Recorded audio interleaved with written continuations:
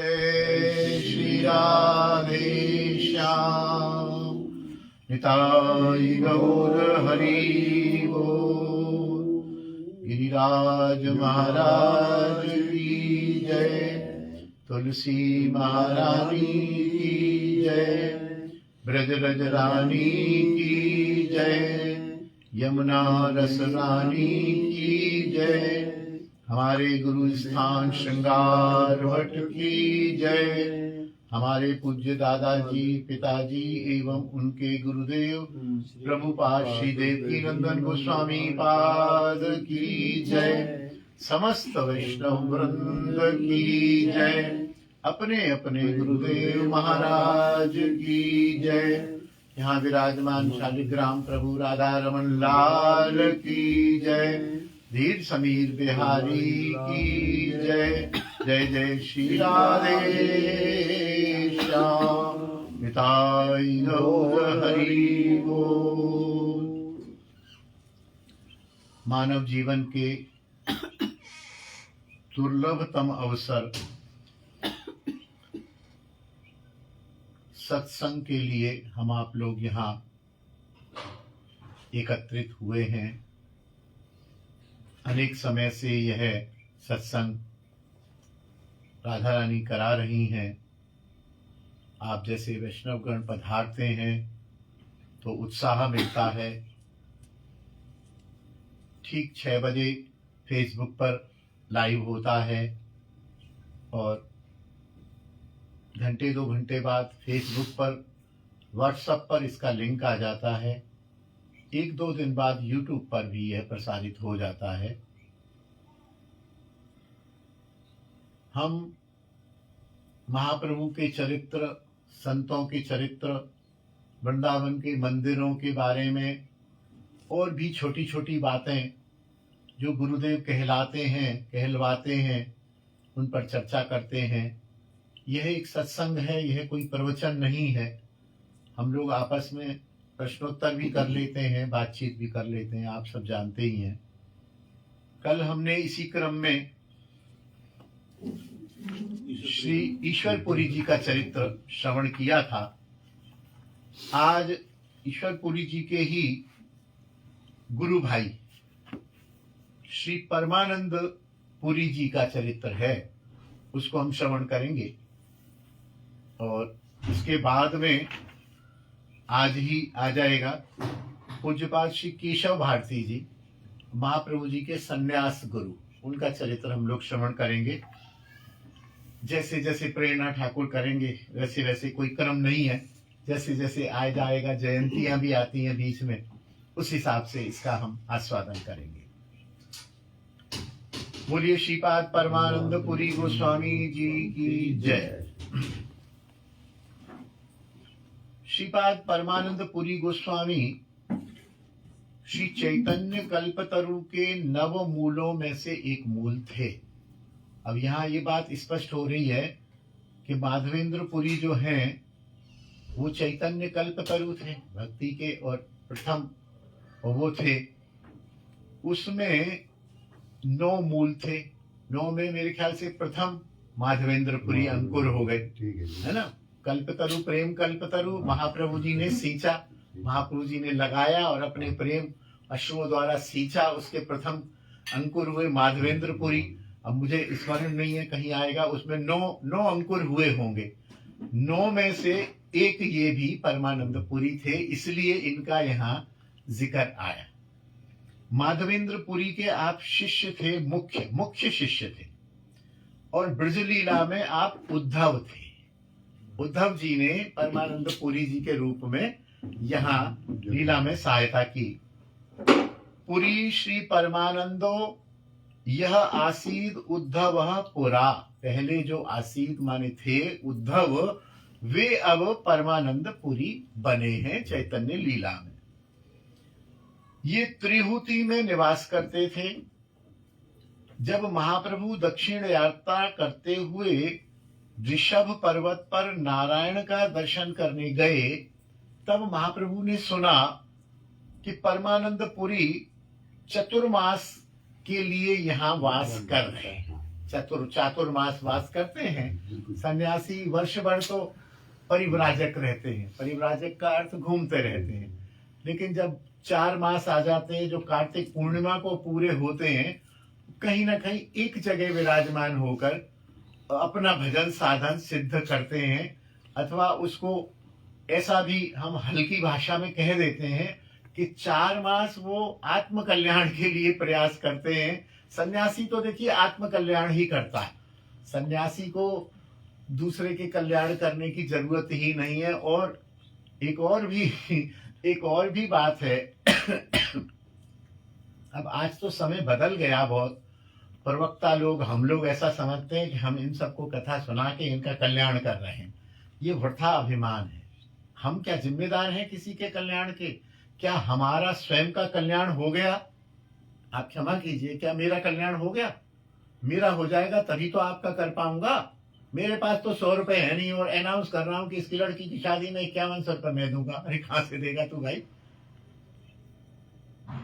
तो उस समय भी ऐसा था। लेकिन ये मैं आज के प्रवक्ता और आज के जो कथावाचक लोग, जो आज के प्रचारक लोग हैं, उनको इस बात से जरूर एक संदेश लेना चाहिए कि तुम 12 में से कितने 4 गए तो कितने बजे? 9 8 महीने भैया खूब प्रचार करो। दिल्ली, चंडीगढ़, अमृतसर, बंबई, कोटा, जयपुर, जहां जाना है जाओ। 4 महीने धाम में रह के चातुर्मास्य करो और अपनी तपस्या करो, अपना भजन करो। अरे कुछ पैसा इकट्ठा कर लो, फिर बांटते रहना 8 महीने।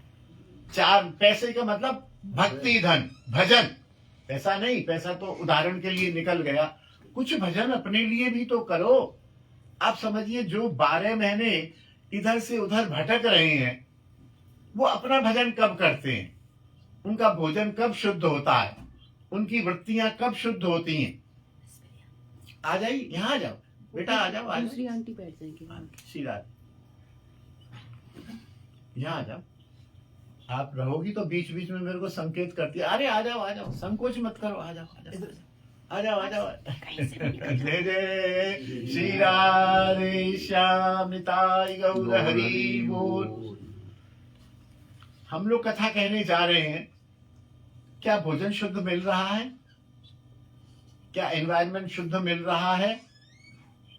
सेवक जिसके घर में शायद प्याज भी बनता है, वो अपने घर में ही हमको रुका देता है, भले ही अलग कमरा दे देता है। हमारा मान लो रसोईया भी साथ जाता है। जय हो बाबा, जय हो जय हो। आइए बाबा, आइए, इधर आ जाइए, इधर आइए बाबा। आइए, कोई बात नहीं, आप आइए। जय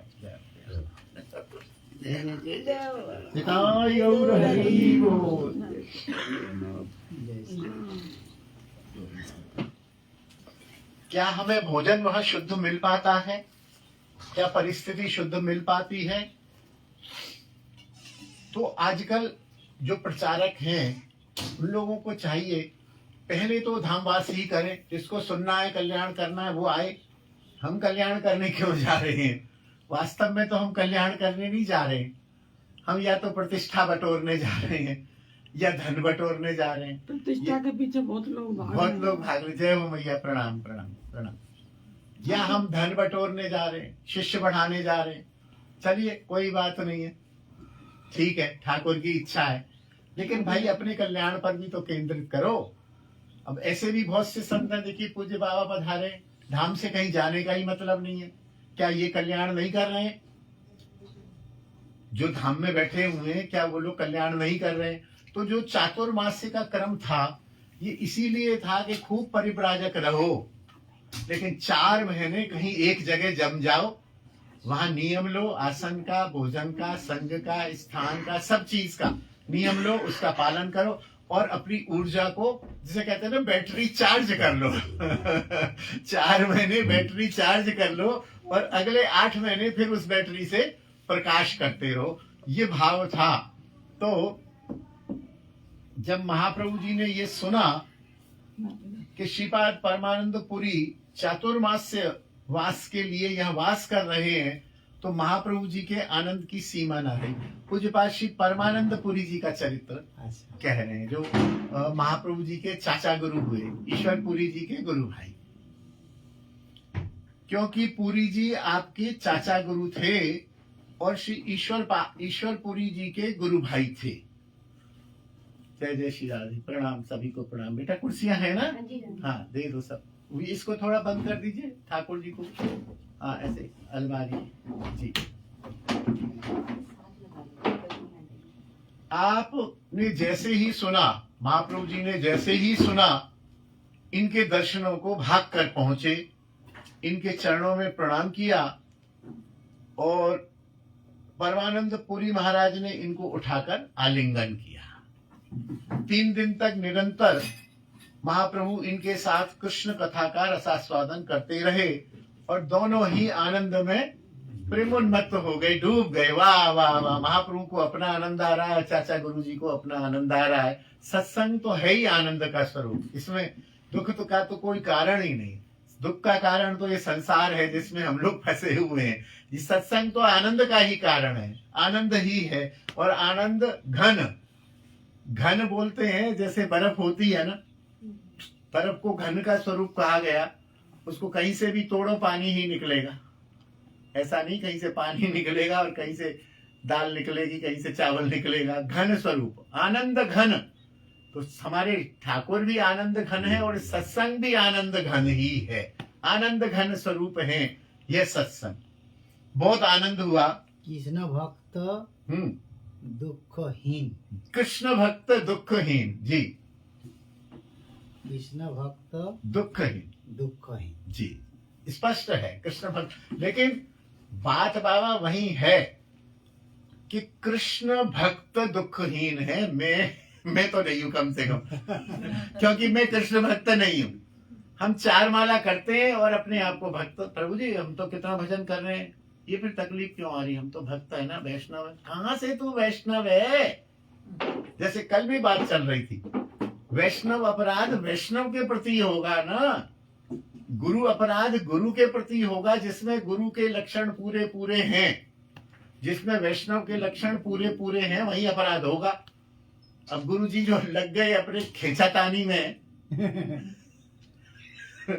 तो उनका गुरु स्वरूप ही संशय में आ गया, तो गुरु अपराध क्या होगा? वैष्णव का स्वरूप ही संशय में आ गया तो वैष्णव अपराध क्या होगा? हमें भय नहीं खाना है। कल परसों हम लोग शायद इस पर चर्चा कर रहे थे काफी, और मैं तो बहुत कहता हूँ क्योंकि मैं जो भयभीत लोग है ना, मैं कुछ और कर पाऊं न कर पाऊं, भयभीत लोगों का भय निकालने का काम करता हूं क्योंकि मैं निर्भय हूं। भाई वैष्णव अपराध वैष्णव के प्रति होगा, मेरे प्रति नहीं होगा। खूब गाली दे के जाओ क्योंकि मेरे में वैष्णव के गुण है ही नहीं। क्यों जी, मैं वैष्णव कहां से हूं? वैष्णव के गुण ले लो, जो लिखे हुए तोल लेना मेरे ऊपर, 1-2 तो मिल जाएंगे, नाटक का गुण तो मिल जाएगा और गुण ही नहीं मिलेंगे तो काय बात का वैष्णव अपराध। जय जय। फिर दूसरी बात बोला वांछांतरहीन। हाँ, वांछांतरहीन। वांछांतरहीन, वाह। हृदय में कोई अन्य वांछा से रहित है, अंतर में कुछ नहीं। ऊपर तो कृष्ण भक्त दुखहीन और वांछांतरहीन, अंदर में कृष्ण भक्ति के अलावा अन्याभिलाषिता शून्यम ज्ञान कर्माद्यनावृतम अनुकूल्येन कृष्णानुशीलनम भक्तिरुत्तम। वाह।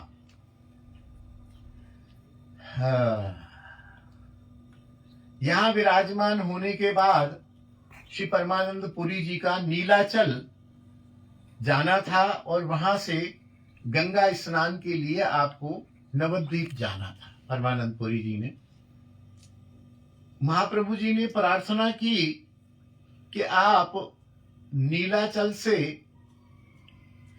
जाइए, दर्शन कीजिए जगन्नाथ जी का, फिर नवद्वीप जाइए, गंगा जी का प्रणाम कीजिए, गंगा जी का स्नान कीजिए और फिर आप कृपा होगी बड़ी, आप दोबारा से ही नीलाचल आ जाइए। क्योंकि महाप्रभु जी तो कहीं जा नहीं सकते, उन्होंने तो एक प्रकार से सन्यास, क्षेत्र सन्यास और सन्यास का 100% पालन किया महाप्रभु जी ने, और इसीलिए मना किया कि कलयुग में सन्यास नहीं लेना भैया, बड़ा कठिन है, मैं भुक्तभोगी हूँ, तुम लोग लोगे तो संभाल नहीं पाओगे, इसलिए भी रोज मना किया। लेकिन कुछ लोग उसको नहीं मानते, ठीक है, वो भी ठाकुर की इच्छा है, कोई बात नहीं।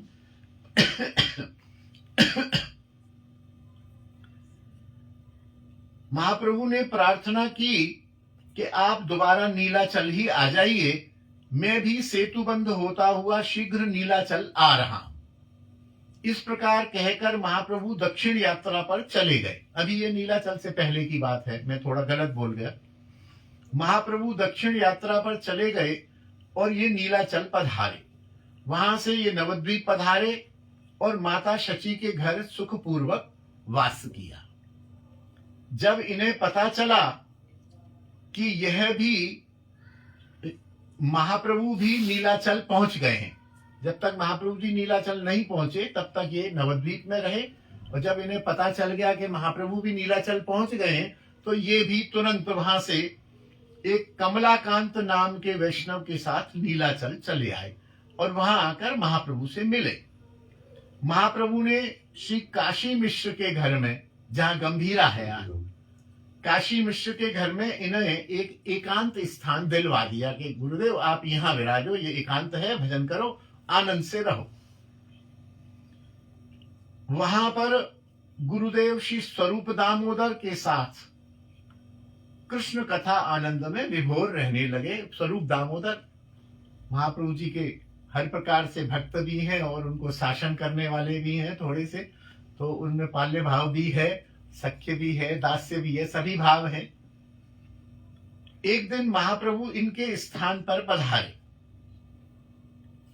ये प्रभु से अनेक अति स्नेह करते थे। महाप्रभु को इन्होंने बैठाया, कृष्ण कथा करते रहे। इनके निवास स्थान पर एक कुआं था और उस कुएं का जल बहुत खारा था, बहुत खारा था। किंतु अब ये देखिए, ये होता है सन्यास धर्म। कुएं का जल खारी था। महाप्रभु जी ने काशी मिश्र किससे कह के दिलवाया, बोले गुरुदेव आप यहाँ रहो, ये कुआं है, इसका जल सेवन करो, आप स्नान करो, पान करो, ठाकुर की सेवा करो। बोले ठीक है। एक जैसे वैष्णवों की रीति होती है, जैसे हम गृहस्थी लोग और ठीक है, बच्चे ठीक है, बहुरानी ठीक है, सब ठीक है, तबीयत ठीक है, मकान ठीक है, ऐसे पूछते हैं। तो उन्होंने गुरुदेव से पूछा कि गुरुदेव आप ठीक तो हैं? ठीक है। अव्यवस्था तो नहीं है? धूप आती है कुटिया में? हाँ आती है। बोले जल तो ठीक है, कुएं का बढ़िया है, जल में कोई असुविधा तो नहीं है? तो पूरी बात गुरुदेव थे, अब इतने दिन से सहन कर ही रहे थे। तो बोले कि हाँ चैतन्य, इसका पानी जो है नमक और कीचड़ का घोल है, बड़ा स्वादिष्ट है। व्यंग में बड़ा स्वादिष्ट है, नमक और कीचड़ का घोल है इस कुएं का पानी। पहले से ही शरबत बना के रखा है, पहले से नमकीन शरबत बना के रखा। तो महाप्रभु सुन के बिल्कुल अवाक रह गए। हाय हाय, अरे गुरुदेव ये कैसे? आपने तो बताया नहीं। तो महाप्रभु ने कहा, बोले मैं समझ गया, हमारे जो जगन्नाथ प्रभु हैं वो जो हैं बहुत समझदार, समझदार तो शब्द नहीं है, यहां तो कंजूस शब्द लिखा है। उन्होंने जान के इस कुएं को ऐसा बनाया है क्योंकि आपने यहां आके निवास करना था और इस कुएं का जल आपने प्रयोग करना था, तो कोई और अन्य जाति वाला या कोई अशुद्ध व्यक्ति इस कुएं के जल को न पिए न स्पर्श करे, जिससे ये कुआं अशुद्ध ना हो, इसलिए इसके जल को ऐसा कर दिया है। ठीक वैसे जैसे कुब्जा थी। कुब्जा कौन है? आप हम सब जानते हैं कि कुब्जा ठाकुर जी की कांता ही है, पत्नी है। जैसे राधा है, जैसे रुक्मिणी है, जैसे सत्यभामा है, ऐसे ही कुब्जा है। लेकिन थी वो कुबड़ी और सुंदर नहीं थी। और कंस के, क्योंकि मथुरा की कांता है, वो तो जन्म तो मथुरा में ही रहना था, तो उसको जान के ऐसा कुबड़ा बना दिया कि न तो कंस की निगाह उस पर पड़े, दासी, और कंस के यहाँ दासी रख दिया। अगर दासी हो, सुंदर हो, राजाओं का क्या भरोसा, किसी और का भी क्या भरोसा। तो उसको जान के कुबड़ी बनाया गया कि जिससे इसकी, अरे उसकी तरफ किसी की दृष्टि ही नहीं गई, और वो चंदन लगाने का काम कंस के यहाँ करती रही। और जब श्याम सुंदर स्वयं पधारे, बोले ये तो मेरी कांता है, बोले चंदन बोले लगाओ हमको, बोले हम तो उसके लिए ले जा रहे हैं। बोले तुम हमें लगाओ। तुरंत एड़ी एक पैर पे पैर रखा और एड़ी पकड़ के यो जैसे आजकल फिल्मों में दिखा देते हैं ना, वो परम सुंदरी बन गई वो 1 मिनट में, और सुंदरी बन गई और अस्पृश्य रही, मौलिक रही, प्रिया थी, कांता थी, और उसको कांता रूप में स्वीकार भी किया। मथुरा में भगवान ने वास भी किया। मथुरा में हालांकि क्योंकि ब्रज में या माधुर्य का अधिक प्रभाव है, तो नहीं तो मथुरा में ठाकुर जी का कृष्ण कुब्जा मंदिर भी है, कहीं है मंदिर, 1-2 मंदिर हैं कृष्ण कुब्जा मंदिर। कृष्ण कुब्जा की उपासना भी करते हैं, सेवा पूजा भी होती है। तो इसी प्रकार उन्होंने, श्री जगन्नाथ जी ने इस कुएं में ऐसा जल भर दिया है कि कोई इसका स्पर्श एवं सेवन ही न करे, और ये आपके लिए बिल्कुल प्योर, और जैसे कहते हैं ना अप्रयुक्त, बिना प्रयोग किया हुआ शुद्ध या अमनीय शब्द कह दो उसको, बना रहा। ऐसा कहकर महाप्रभु खड़े हुए और ऊंची भुजा उठाकर बोले, महाप्रभु जगन्नाथ मोरे एई वर, महाप्रभु जगन्नाथ मोरे एई वर, गंगा प्रवेशुक एई कूपेर भीतर, भोगवती गंगा जैन बहे पाता लेते, तार आज्ञा कर एक कूप प्रवेशिते। हे भगवान जगन्नाथ, आप मुझे ऐसा वर दीजिए कि इस कुएं में पाताल में बहने वाली जो गंगा है वो आकर प्रवेश कर जाए। हे प्रभु, आप गंगा को ऐसी आज्ञा प्रदान करो और गंगा अभी ही इस कुएं में प्रवेश कर जाए, और इस कुएं का पानी गंगा के समान पवित्र और निर्मल हो जाए। गंगा की खासियत है साहब, मैं भी अभी कल कुंभ से ही आया हूं, करोड़ों लोग नहा रहे हैं। अच्छा, कुछ विरोधी राजनीतिक पार्टियों ने लगा दिया, उसमें लाशें डाल दी, ये ला गए, उसमें कीड़े कीटाणु है, तो किसी वैज्ञानिक ने सिद्ध भी कर दिया कि ये पीने लायक की क्या, ये अल्कालाइन वाटर जैसा पानी है। अच्छा, क्योंकि ये आ रहा था मीडिया पर, तो मैं गया, मैंने स्पर्श किया, देखा, जलपान भी किया, साहब क्या पवित्र है। और आप देखिए गंगा जल ही है, कहना नहीं चाहिए कि यमुना जल भी हम लाके रखें तो 3 दिन में गड़बड़, 4 दिन में गड़बड़ हो जाता है। 2-2 साल से मेरे पास गंगा जल रखा है, मैं कम से कम 10-20 लीटर गंगा जल लाया हूँ। कुछ घर में भेजा, कुछ वैष्णव को भेजा, अपने पास भी रखा, पहले भी रखा हुआ है। मजाल है कि कोई उसका स्वाद बदल जाए या कीटाणु हो जाए। तो गंगा जल तो अमृत के समान ही है। किसी ने पूछा कि गंगा का पानी ज्यादा अच्छा है कि जमुना का पानी ज्यादा अच्छा है, तो उन्होंने कहा जमुना का। अरे जमुना का पानी तो खराब। तो बोले तुम पानी की बात कर रहे हो ना, मैं पानी की बात कह रहा हूँ। गंगा का जल कोई जल थोड़ी है, गंगा का पानी नहीं है, गंगा का तो अमृत है। पानी तो जमुना का ही बढ़िया है और अमृत गंगा का बढ़िया है। तो वो गंगा जल जो है लाके किया, उसी समय सभी भक्तों ने निताय गौर हरि बोल, हरि बोल, हरि बोल की ध्वनि की। समय पाकर महाप्रभु एवं भक्तगण सब अपने अपने घरों को चले गए, और उसी रात्रि में साक्षात गंगा ने आकर उस कुएं में प्रवेश किया। और सुबह जब कुएं का जल लिया परमानंदपुरी पाद ने, तो देखा कि वो गंगा के समान पवित्र शीतल पावन जल था, और पुरी गोस्वामी आनंद में विह्वल हो गए और प्रभु की महिमा भी समझ गए।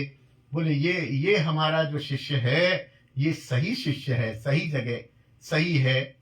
भक्तों को लेकर दूसरे दिन महाप्रभु भी आए, सुबह वहां आए और पूछा गुरुदेव जल की क्या स्थिति है। अरे बोले चैतन्य जल खूब गंगा जैसा निर्मल हो गया। तो महाप्रभु ने फिर वहां पर हरि नाम लेते हुए उस गंगा जल से पूर्ण कुएं की परिक्रमा की। हरि नाम लिया, बोले कृष्ण भज कृष्ण लय कृष्ण नाम, कृष्ण माता कृष्ण पिता कृष्ण धन धाम करके सबने ढोलक बजाते हुए हरे कृष्ण महामंत्र बोलते हुए हरि बोल करते हुए उस कुएं की परिक्रमा की। और महाप्रभु ने समस्त भक्तों के सामने घोषणा की कि इस कुएं के पावन जल का जो व्यक्ति पान करेगा, पिएगा, या इस कुएं के जल से जो व्यक्ति स्नान करेगा, उसे निश्चय ही गंगा जल स्नान और पान का फल प्राप्त होगा। आज भी वह कुआं है नीलाचल में, परमानंदपुरी वहां मेरे ख्याल से वही होगा, काशी मिश्र गंभीरा के आसपास कहीं होगा। मुझे ऐसा ध्यान आता है कि शायद हमने भी दर्शन किए हैं उसके। वहां जल है, जो कुछ लोग उसका आज भी दर्शन पूजन करते हैं और उसके गंगा जल को पान करते हैं। परमानंद पुरी पाद की बस यही एक कथा इसमें विशेष रूप से कही गई है। बोलिए परमानंद पुरी गोस्वामी पाद की जय। अब आगे श्रीपाद केशव भारती जी का चरित्र है, महाप्रभु जी के सन्यास गुरु। हालांकि थोड़ा बहुत इसका अध्ययन हमने वो जो आई थी ना मकर संक्रांति, उस दिन हमने महाप्रभु जी की सन्यास लीला का आस्वादन किया था, लेकिन फिर भी वो दृष्टि अलग थी। फिर से इसको हम जो है श्रवण करते हैं। केशव भारती जी महाप्रभु जी के सन्यास गुरु हैं। इन्होंने ही महाप्रभु को काटोया में सन्यास मंत्र प्रदान किया था। ब्रजलीला में आप श्री संदीपनी मुनि थे। संदीपनी मुनि के यहां ही ठाकुर जी ने शिक्षा ग्रहण की थी जाकर, और मथुरा में संदीपनी मुनि ने ही इनको यज्ञोपवीत धारण कराया था। क्योंकि ब्रज में तो ये छोटे थे, 11 वर्ष के चले गए। जब 12 वर्ष में पहुंचे मथुरा में, तो वसुदेव जी इनके माता देव की माता पिता ने इनका यज्ञोपवीत कराया। तो सांदीपनी मुनि को यज्ञोपवीत के लिए बुलाया और सांदीपनी मुनि ने ही इनका यज्ञोपवीत कराया। मथुरायाम यज्ञ सूत्रम पुरा कृष्णाय यो मुनि ददौ सांदीपनी सो अभूदद्यद केशव भारती। मतांतर में इन्हें अक्रूर भी माना गया। अक्रूर भी चाचा लगते थे कृष्ण के, तो इन्हें अक्रूर भी कुछ लोग कहते हैं। आपका आविर्भाव पुलिया में वारेंद्र ब्राह्मण वंश में हुआ। इनका गृहस्थ नाम था श्री कालीनाथ। इनके भाई का नाम था बलभद्र। कोई इनको शूलपाणी वंशोद्भव तथा कोई उमापति धर के वंशीय मानते हैं। पूर्वजों में हल्का सा, क्योंकि उस समय कोई ऐसे प्रमाण तो होते नहीं थे। चुनचुड़ावासी ब्रह्मचारी लोग अपने को केशव भारतीय के वंशीय बताते हैं। मंत्रेश्वर थानांतर्गत देनुड़ ग्राम में इनके नाम से भारती पुष्करणी भी विद्यमान है, भारती सरोवर। श्री भारती बहुत विद्वान थे। कालीनाथ आचार्य के नाम से इनकी प्रसिद्धि थी, और आप छोटी आयु में ही गृह त्याग करके परतत्व प्राप्ति के लिए, भगवत प्राप्ति के लिए तीर्थ भ्रमण हेतु चल दिए। दैव योग से इन्हें माधवेंद्र पुरी जी के दर्शन हुए। इन्होंने उनसे चरण में आश्रय देने की प्रार्थना की। पुरी जी ने इन्हें सन्यास की दीक्षा शिक्षा दी और इनका नाम रखा केशव भारती।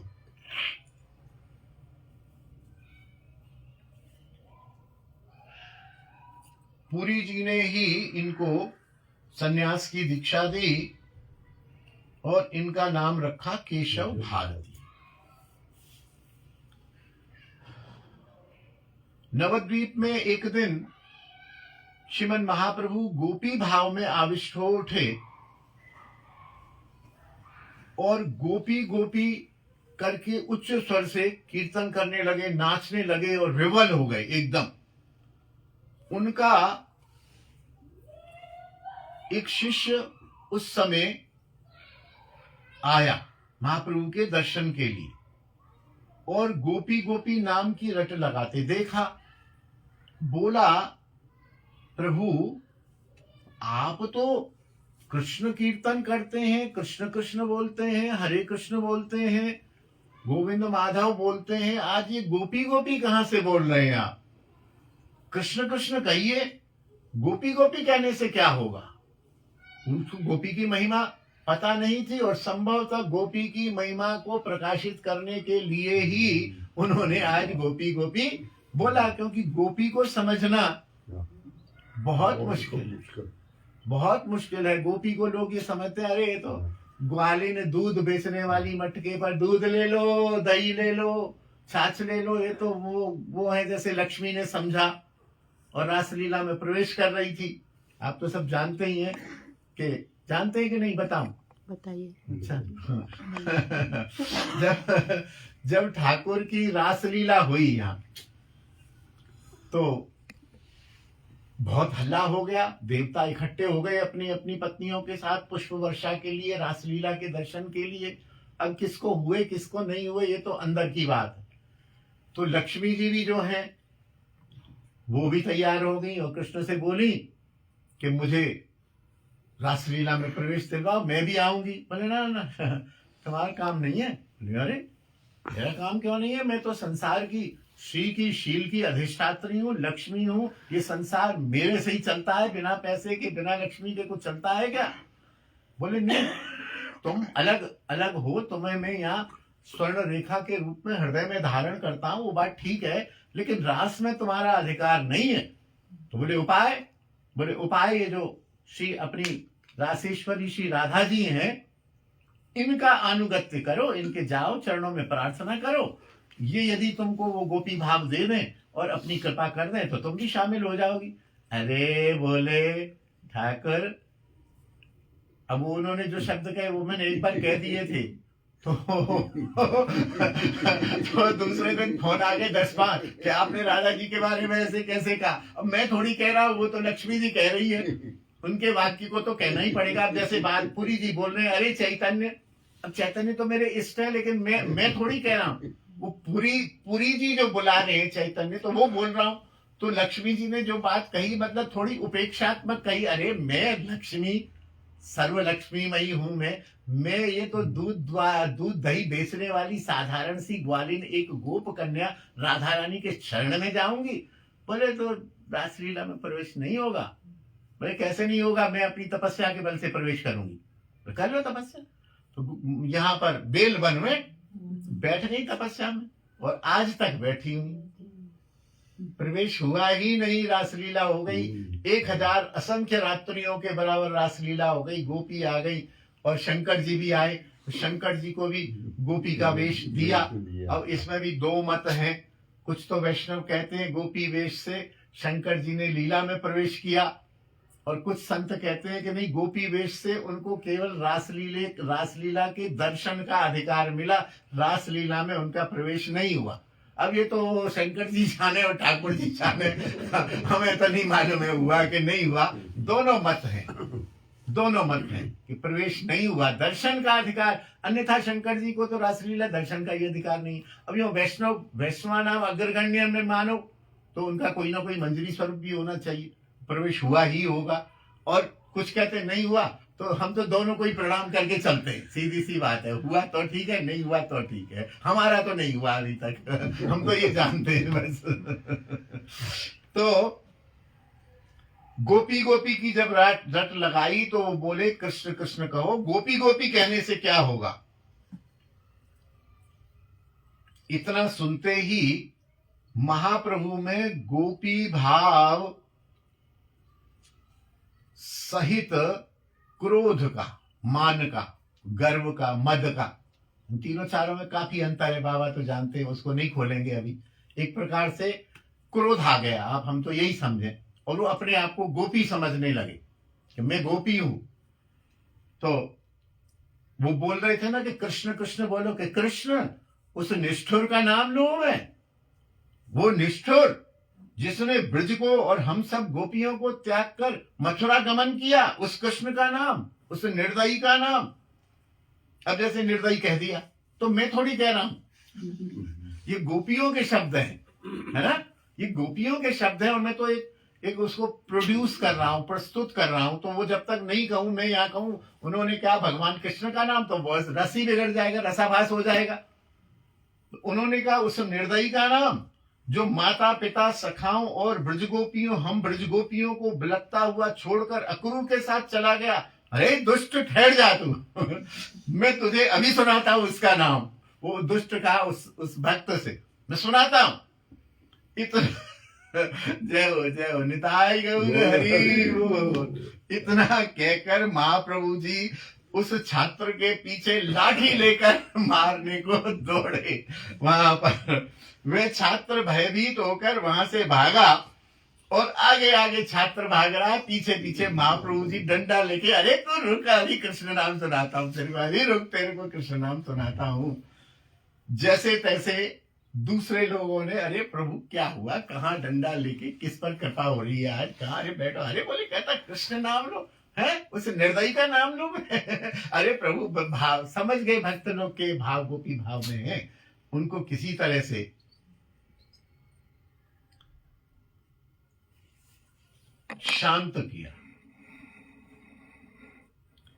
इधर उस छात्र ने जब अन्य छात्रों को इस घटना को सुनाया तो अन्य छात्र भी महाप्रभु की निंदा करने लगे। भले कृष्ण का नाम ले नहीं रहे और वैसे कहते हैं बोल कृष्ण, भज कृष्ण, लय कृष्ण नाम, कृष्ण माता, कृष्ण पिता, कृष्ण धन धाम, कृष्ण कृष्ण कृष्ण कृष्ण कृष्ण कृष्ण कृष्ण हे कृष्ण कृष्ण कृष्ण कृष्ण कृष्ण कृष्ण रक्ष माम पाहि माम। कृष्ण कृष्ण बोलते, गोपी गोपी बोल रहे। हमने कहा तो मारने को भगे, तो छात्र ही थे, कच्चे बच्चे थे, वो निंदा करने लगे। यहां तक कि महाप्रभु का विरोध करने का उन्होंने एक योजना बनाई कि हम सब मिलकर चलेंगे, महाप्रभु से कहेंगे ये क्या तरीका है, कहते कुछ हो पढ़ाते कुछ हो, और कहते हो गोपी गोपी गोपी गोपी, ये क्या तरीका, बच्चे ही तो है ना आफ्टर ऑल। ये सोचा ही था उन्होंने कि सवेरे हम चलेंगे और सवेरे की क्लास में महाप्रभु जी की हम कहेंगे कि ये क्या नाटक है। ये करते ही महाप्रभु गुरुदेव थे, उनको पढ़ाते थे अपने ही विद्यालय में। सब छात्रों की जो भी विद्या थी सारी खत्म हो गई, भूल गए सब विद्या। सवेरे आके बैठे तो खुद भूल गए कि मैं किस क्लास का छात्र हूं, मैंने व्याकरण में क्या आज क्या पढ़ना है, अरे ये क्या है, ये कौन सी किताब है, सब ऐसे हो गए और कुछ भी समझ ना पाए और महाप्रभु जी की निंदा करने लगे।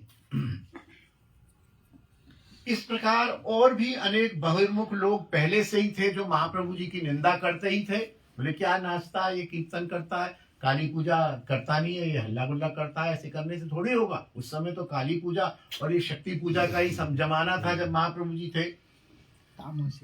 तामसिक भजन था उस समय। तो नाम संकीर्तन को ढोंग बताते और वैष्णवों का मजाक उड़ाते थे।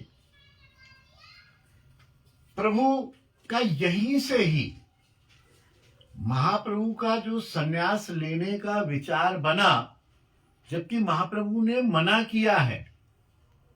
अश्वमेध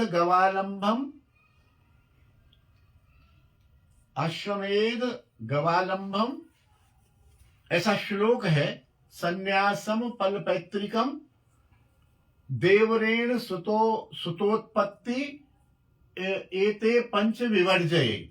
अश्वमेध का यज्ञ नहीं करना है कलयुग में। गवालंबम गौमेध का यज्ञ नहीं करना है। अश्वमेध गवालंबम पल पैतृकम मांस से श्राद्ध नहीं करना है।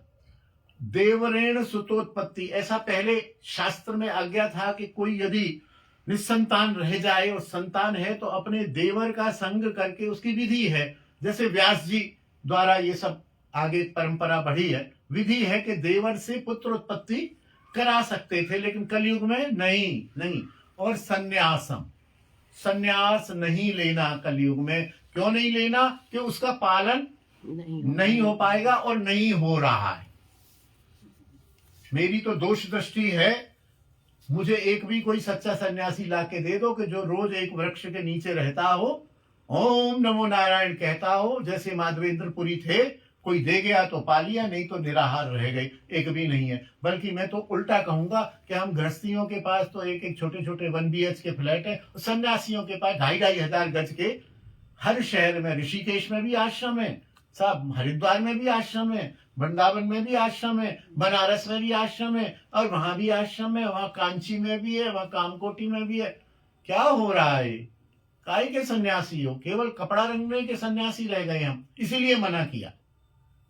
इधर भी आप देख रहे हैं कि इतने बड़े नहीं हैं, तो एक वर्ग हमारे गौड़ीय संप्रदाय में भी है जो मठ मंदिर बनाते हैं, बनाते चले जा रहे हैं, बनाते चाहे कहने को भगवा कपड़ा पहनते हैं, लेकिन उनका बहुत बड़ा मठ है, बहुत बड़ा। अपनी पत्नी पति को तो छोड़ा है, जाने कितने और परिवारों को उन्होंने अपने संपर्क में ले रखा है। तो सन्यास मना किया और वो नहीं लेना चाहते थे, लेकिन उनको लेना पड़ा। क्यों?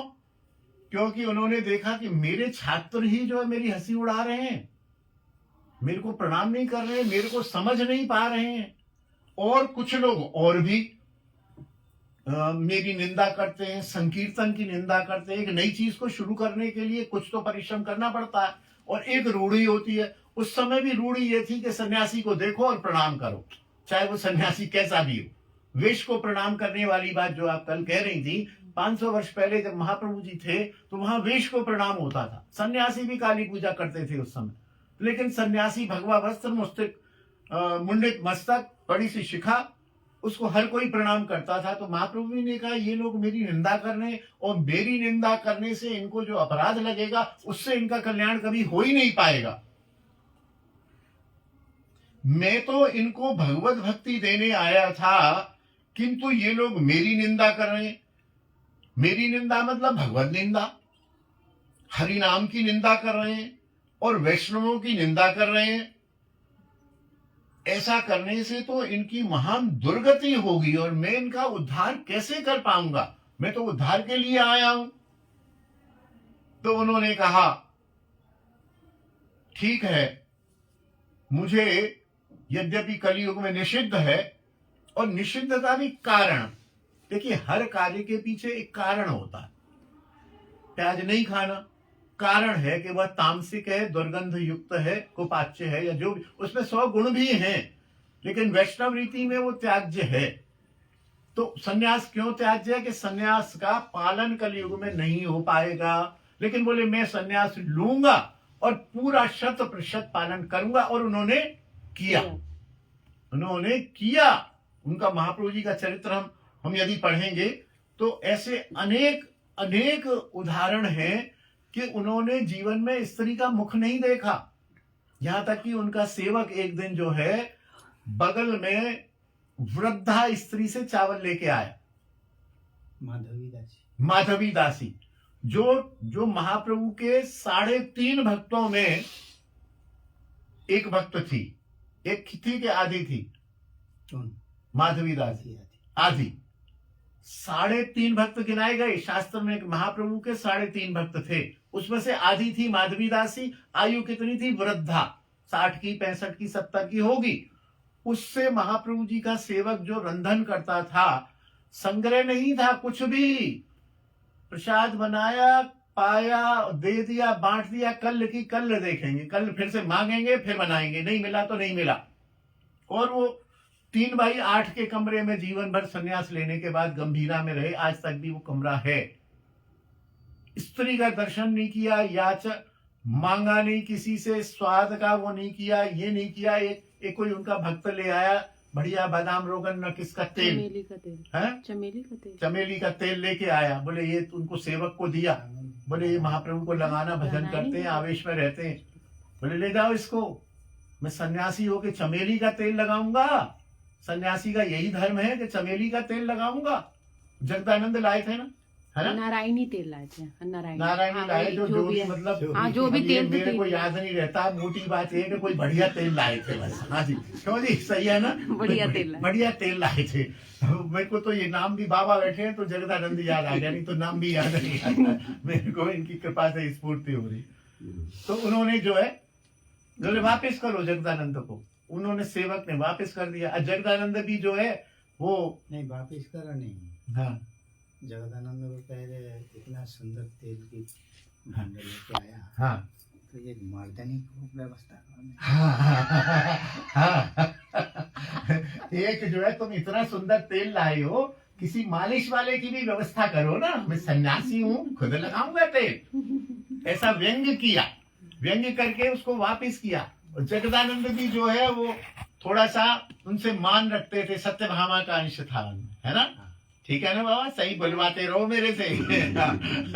उनमें सत्यभामा का अंश था थोड़ा, उनमें जैसे है ना अपनापन, अपना हक जैसा रखते थे। बोले अच्छा तुम अब मेरा तेल भी नहीं लगाओगे। उसने लेके घड़ा वहीं का वहीं सामने भड़ाक, जाने कहां से कितने रुपए में कैसे लेके आए थे, तोड़ दिया, है ना, घड़ा खंडित करके तेल बह गया। बहुत दुखित हुए महाप्रभु। बोले वो दुखित हो तुम, चाहे कुछ भी हो, तुम मेरे सन्यास धर्म को नष्ट कराने के लिए थोड़ी हो। तुम मेरी सेवा, तुम मुझे ऐसी बात करो कि मेरा सन्यास धर्म पुष्ट हो। सन्यासी चमेली का तेल लगाएगा। दुखित तो इतना तो गया, भोजन भी बंद कर दिया, दर्जा भी बंद। हाँ हाँ, दरवाजा बंद कर दिया, दुखी हो गए जगदानंद। फिर महाप्रभु दूसरे दिन उनको प्रसाद लेके गए, प्रसाद खवाया, उनको राजी किया कि नहीं नहीं ऐसा नहीं है, देखो समझाए। जगदानंद को कह रहे मुझे भूख लग रहा है, हाँ प्रसाद बना। हाँ हाँ, मुझे भूख लग रहा है, प्रसाद बनाओ। 2 दिन से खाया नहीं उन्होंने। तो बोले प्रभु मैं भूखा हूँ, मैं तुम्हारे घर ही खाऊंगा, मैं पाऊंगा तुम्हारे घर, बनाओ, मैं बैठा हूँ, मैं कृष्ण कृष्ण माला करता हूँ, तो प्रसाद बनाओ। बनाया, फिर दो पत्तल लगाओ, दो पत्तल लगा के उनको प्रसाद पावा के उनकी नाराजगी दूर की। तो इसमें एक बस एक बात पूछनी थी, जो ये 3.5 भक्त हुए हैं, इनमें वो एक तो 3.5 भक्तों के नाम बता दीजिए, और वो आधा क्यों बोलते हैं माधवी जी को? स्त्री थी। अच्छा, स्त्री के कारण आधा, है ना। शिखी माही थी, स्वरूप दामोदर और है राय रामानंद। स्वरूप दामोदर, राय रामानंद और शिखी माहिती। शिखी माहिती भी पुरुष का नाम है, मैं पहले स्त्री समझता था। और एक ये माधवी दास वृद्धा थी। वो चावल की बात कर रहा हूं, तो चावल मांग के लाए हरिदास, उनके सेवक, पा लिया, बना लिया। बोले ये चावल तो बड़े स्वादिष्ट थे, आज कहाँ से लाए? बोले मैं पाने की बात टीका शुरू किया। हाँ, पाने के बाद पा लिया। पाने के बाद बोले कहाँ से लाए? तो वो मैं उनसे लाया हूँ, माधवी दासी से। बोले तू विरक्त हो के तू स्त्री से भिक्षा करने जाता है और वही स्त्री का अन्न मेरे को खिलाता है? प्रभु वो तो आपकी भक्ता है, और स्त्री क्या है, वो तो वृद्धा है, 60-65 साल की। आप तो अभी 24-26 साल के हो, 36 साल के हो। नहीं, खबरदार। और शायद उसको त्याग करके निष्कासित कर दिया। बोले आज के बाद मेरी सेवा करने के योग्य नहीं हो तो मर जाओ, तेरे मुख भी नहीं देंगे, तेरा मुख भी नहीं देखूंगा। ऐसा सन्यास महाप्रभु जी ने लिया, कठोर सन्यास। तब उन्होंने यही विचारा कि मैं सन्यास लूं।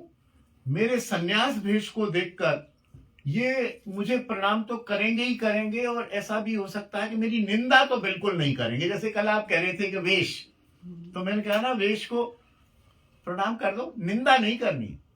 या वो मैं खुद ही देख रहा था अपना वो वाला, तो उसमें मैंने बड़ी अच्छी एक्टिंग की है कि बाबा प्रणाम के हूँ, है ना। उस समय भाव में कर गया। आज देख रहा था कि भाई ये तो बड़ी अच्छी एक्टिंग हुई हूँ, ऐसे अपमान नहीं करेंगे वैष्णव का। ऐसे ही उस समय में सन्यासी का कोई ये जो अपमान कर रहे हैं, अपमान बंद होने के लिए महाप्रभु जी ने एक निषिद्ध कार्य को संपादित किया। और वहाँ जो सन्यास है ना, हाँ, सन्यास का अर्थ यही है, मैं ही मैं मैं ही हूँ, सोहम, हाँ, मैं भी वही हूँ, मैं भी वही हूँ, मैं भी वही। लाल वसन भूषण, हाँ, ये सब जो उपाधि लेके जो अवस्थान है, हाँ, उसको कहा जाता है सन्यास। सन्यास। लाल भगवे वस्त्र पहन के दासत्व भाव नहीं, दासत्व भाव नहीं, प्रभुत्व भाव होता है। मैं भी ब्रह्म, तुम भी ब्रह्म, मैं वही ब्रह्म हूँ। अहम ब्रह्मास्मि तत्त्वमसि, है ना। तो वो सन्यास का भाव है। और यदि मैं ब्रह्म हूँ तो ब्रह्म जैसी गरिमा की रक्षा करना भी मेरा कर्तव्य है। ब्रह्म होते हुए भी मैं आपसे कह रहा हूँ मैया 1100 रुपए दो, आश्रम बनाना। अरे मैया आप तो बहुत सेठ हो, आप 11,000 रुपए दो। काय बात के ब्रह्म हो तुम? फिर काय बात को तुम जो है टीवी पर चल रहा है कि आश्रम निर्माण के लिए द्वारका धाम में दान दीजिए। और सन्यास को किसी को प्रणाम नहीं करेगा, सन्यासी प्रणाम नहीं करेगा, सबसे प्रणाम लेगा। हाँ, सन्यासी कभी प्रणाम नहीं करेगा, क्योंकि वो ब्रह्म स्वरूप मान लिया उसने अपने आप को, और हम भी उसे ब्रह्म स्वरूप मान रहे हैं। अच्छा, और एक सन्यासी दूसरा सन्यासी को भी देख ले ना, हाँ, वहाँ भी प्रणाम की कोई जरूरत नहीं है, आलिंगन करेंगे वो, है ना, प्रणाम नहीं करेंगे। बिल्कुल ठीक, बहुत सुंदर, बहुत सुंदर। तो महाप्रभु ने विचारा कि मैं सन्यास ग्रहण करूं, सन्यास भेष में देखकर लोग एक तो मेरी निंदा नहीं करेंगे और दूसरा मुझे नमस्कार करेंगे। इससे इनमें भगवत भक्ति का उन्मेष होगा और ये मेरी निंदा रूपी अपराध से बच जाएंगे। और जब ये मेरे को प्रणाम करेंगे तो मैं भी इनके हृदय में भगवत भक्ति प्रकट करने का ठाकुर जी से प्रार्थना करूंगा, इच्छा करूंगा। इसलिए उनके सन्यास को कपट सन्यास कहा जाता है। महाप्रभु का सन्यास वास्तविक सन्यास नहीं है। उन्होंने केवल लोग अपराध ना करें, लोग भक्ति के विरोधी ना हो जाएं और मैं भक्ति प्रेम भक्ति देने आ रहा हूं, इसलिए कपट सन्यास लिया। उस समय ही नहीं, अच्छा समय हो गया। आज भी एक सन्यासी को देखकर, एक वैष्णव को देखकर हर कोई प्रणाम ही, मतलब पंचांग प्रणाम करे ना करे उसका अनादर नहीं करता है। और जैसा कि कहा गया मन ही मन ये हाथ जोड़ के प्रणाम, वो करे ना करे हम उसको प्रणाम करते ही है, तो हम अपराध से बच जाते हैं। निंदा जनित अपराध, जिसकी निंदा की जाती है उसे प्रणाम करने मात्र से वह दूर हो जाता है। जिसकी निंदा की जाए उसी के पास जाके यदि हम प्रणाम कर दें, प्रभु आप क्षमा करना, हम तो आपको आज तक बहुत गलत समझते रहे, आप क्षमा करना, आप अपराध करना, वो यदि वास्तव में वैष्णव होगा, वास्तव में सन्यासी होगा, अरे नहीं नहीं नहीं तुमने कहा, अरे इधर आओ, गले से लगा के और तुरंत अपराध क्षमा कर देगा। मेरी तरह कच्चा होगा तो मैं कहूंगा कल आना, ऐसे ऐसे थोड़ी अपराध क्षमा करेंगे, कल आना, कुछ दान दक्षिणा, एक फल की टोकरी वगैरह कुछ लेके आओ, तब अपराध क्षमा होगा। ये सब लोग जितने भी हैं सबको भोजन कराओ, तब अपराध दूर होगा। जय जय श्री राधे। महाप्रभु के सन्यास ग्रहण करने के और भी अनेक कारण और रहस्य शास्त्रों में बताए गए हैं, किंतु यहाँ इतना ही प्रयोजन है कि यह सब सोच के महाप्रभु ने सन्यास ग्रहण करने का संकल्प कर लिया। महाप्रभु ने इधर तो सन्यास ग्रहण करने का संकल्प किया कि मैं सन्यास ग्रहण करूंगा। दूसरे ही दिन श्री केशव भारती, उनके सन्यास गुरु, भ्रमण करते हुए नवद्वीप में आ गए। नवद्वीप में आ गए। प्रभु ने इनके दर्शन किए, प्रणाम किया, इन्हें अपने घर ले आए और प्रभु उनको, केशव भारती जी को भिक्षा कराई, प्रसाद पवाया ठाकुर जी का। प्रभु ने उनसे विनय की, आप तो जीवों का संसार बंधन छुड़ाने के लिए ईश्वर के समान शक्तिशाली हैं और आप साक्षात नारायण स्वरूप हैं। सन्यासी नारायण, जैसे कि बाबा बता रहे थे, नारायण ही माना है और ओम नमो नारायण बोलते हैं, वो नारायण की जय बोलते हैं, नारायण ही खुद है और आपको भी नारायण ही मानते हैं। सर्वम खलु इदम ब्रह्म, तो ऐसा मानते हैं। तो आप तो नारायण हैं, अतः प्रभु आप कृपा करके मेरा भी संसार बंधन छुड़ा दीजिए।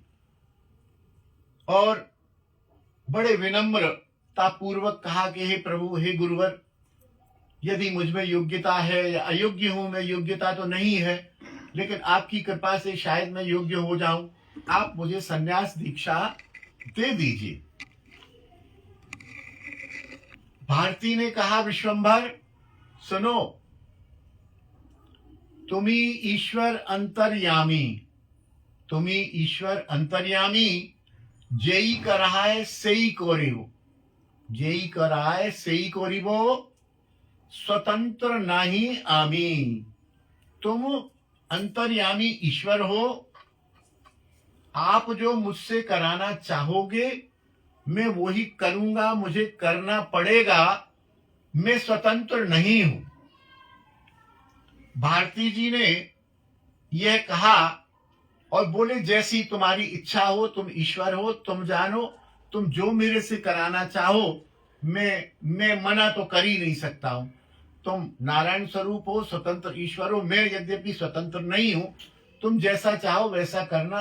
अब मुझे आज्ञा दो, मैं अपने ग्राम काटोया में जा रहा हूं।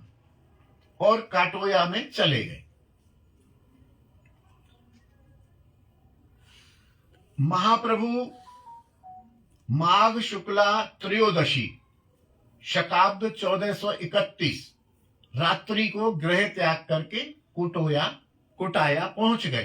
काटवा काटवा, कोटाया लिखा है यहाँ, काटोया, काटवा काटोवा पहुंच गए। महाप्रभु ने अपने कुछ अंतरंग भक्तों को भी अपने सन्यास की सूचना दे रखी थी। सभी लोग वहां चतुर्दशी को पहुंच गए और उस दिन रात्रि को सब भक्तों ने नृत्य गान करते हुए ही रात्रि व्यतीत की और सभी लोग वहां रात्रि में रहे और महाप्रभु भी वहां थे। महाप्रभु के भी भक्त वहां पहुंच गए और सवेरे समय भी हो रहा है। सुबह पूर्णिमा का दिन है ना, मकर संक्रांति होता है ना बाबा, कौन सी पूर्णिमा होती है? मकर संक्रांति के दिन संन्यास होता है ना। मुझे इतना हाँ, मकर संक्रांति ये है ना। तो त्रयोदशी को महाप्रभु निकले, चतुर्दशी को वहां रहे हैं। चतुर्दशी की पूरी रात्रि संन्यास ग्रहण किया है। पूर्णिमा के दिन अब गुरुदेव के पास पहुंचेंगे। रात्रि में उन्होंने काफी संकीर्तन किया है। 5 मिनट हम भी संकीर्तन कर लेते हैं। हरि हराय नमः, कृष्ण यादवाय नमः, हरि हराय नमः, कृष्ण यादवाय नमः, हरिहराय नमः, कृष्ण यादवाय नमः, हरिहराय नमः, कृष्ण यादवाय नमः। गोपाल गोविंद राम श्री मधुसूदन, गोपाल गोविंद राम श्री मधुसूदन, गोपाल गोविंद राम श्री मधुसूदन, गोपाल गोविंद राम श्री मधुसूदन। ऐसा लगा जैसे हम लोग उत्सव करते हैं तो एक दिन पहले अधिवास करते हैं। हाँ। तो महाप्रभु जी के संन्यास उत्सव का ये अधिवास था। पूरी रात्रि उन्होंने अधिवास किया, सवेरे उठ के फिर चले जैसे चलेंगे। बाबा की कृपा से, गुरुजन की कृपा से, आप लोगों की कृपा से कल फिर ठाकुर जी के, अपने महाप्रभु जी के संन्यास लीला का वर्णन करेंगे। बड़ी अद्भुत संन्यास लीला है, बड़ी अद्भुत संन्यास लीला है। मेरे में तो योग्यता नहीं, लेकिन सुनी है मैंने। अपने गौरदास जी बहुत सुंदर उसका वर्णन करते हैं, संन्यास लीला का, बहुत सुंदर। एक भी बंदा शायद ऐसा हो जिसके आंखों में आंसू ना हो। बहुत बढ़िया वर्णन करते हैं। कोशिश करेंगे हम तो, खैर कोई कथावाचक या बट्टा तो है नहीं, हम तो इसमें से पढ़ के सुनाते रहेंगे, जैसा भी आनंद आएगा। बहुत सुंदर कथा है संन्यास की। निताय गौर हरि बोल। कृष्ण चैतन्य महाप्रभु की जय। उनकी संन्यास लीला की जय। गिरिराज महाराज की जय। ये परमानंद पुरी जी की जय। केशव भारती की जय। गिरिराज महाराज की जय। तुलसी महारानी की जय। ब्रजरज रानी की जय। यमुना रस रानी की जय। हमारे गुरु स्थान श्रृंगार वट की जय। यहाँ विराजमान शालिग्राम प्रभु की जय। राधा रमन लाल की जय। पूज्य बाबा महाराज की जय। समस्त वैष्णव वृंद की जय। अपने अपने गुरुदेव भगवान की जय। जय जय श्री राधे श्याम सप्त देवालय की जय। हरि बोल। श्री गुरु जी महाराज जी की जय।